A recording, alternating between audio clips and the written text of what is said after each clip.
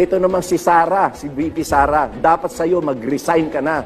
Dahil 3 na ang impeachment case laban sa'yo.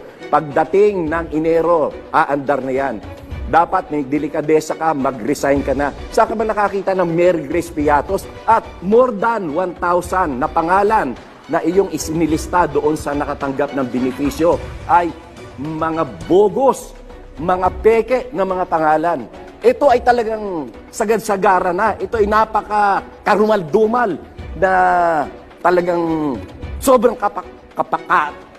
kapakalan ng bukayan na pandaraya at pandaraya sa pera ng bayan. Kaya ako, nananawagan ako, Vice President Sara Duterte, mag-resign ka na. Mag-resign ka. You are no longer qualified to become the Vice President dahil kasi napakarami mong anomalya. Ikaw pa mas matapang. Mag-resign ka na.